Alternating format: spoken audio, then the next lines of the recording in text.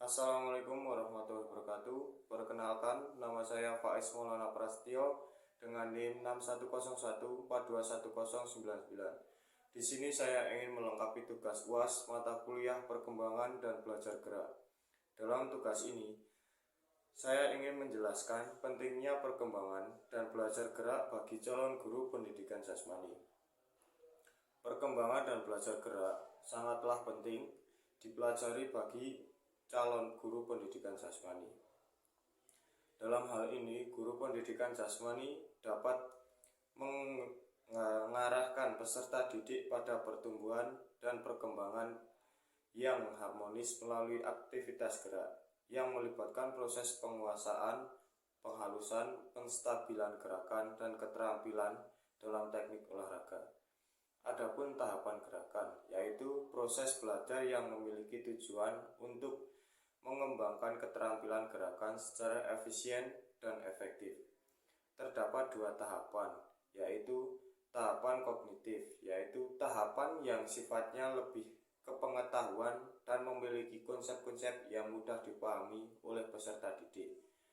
Dua tahapan otomatis adalah suatu gerakan yang sudah banyak dilakukan dan dilatih, maka seakan-akan gerakan tersebut tanpa dipikirkan karena dari hasil latihan tersebut. Adapun faktor-faktor saraf yang mempengaruhi gerakan manusia. 1. Umur. Kecepatan pertumbuhan yang sangat pesat pada masa parental, tahun pertama kehidupan dan masa remaja. 2. Jenis kelamin.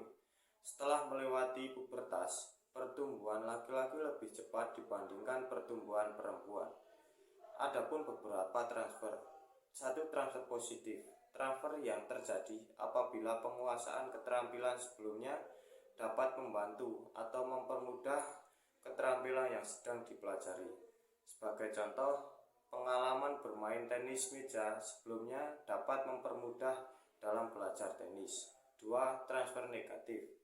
Terjadi apabila penguasaan keterampilan sebelumnya menghalangi atau mempersulit terhadap belajar keterampilan yang baru.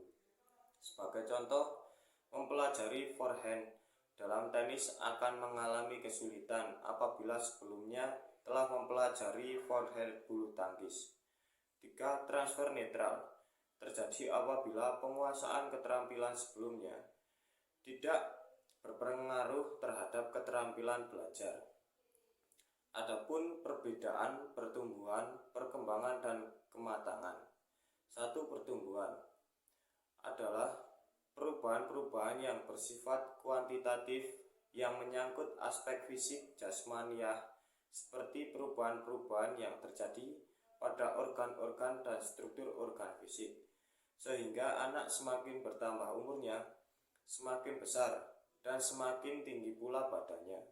Contoh, munculnya gigi baru, semakin bertambahnya jumlah gigi, semakin bertambahnya tinggi badan, dan lain sebagainya.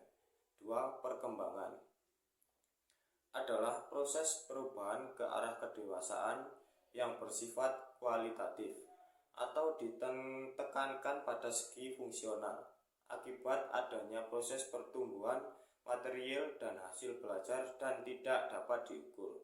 Contoh, pematangan sel ovum dan sperma, munculnya kemampuan berdiri dan berjalan. 3. Kematangan. Yang dimaksud adalah kematangan potensi fisik dan potensi mental psikologis yang telah dicapai dalam suatu tahap pertumbuhan atau perkembangan. Sekian yang dapat saya sampaikan. Wassalamualaikum warahmatullahi wabarakatuh.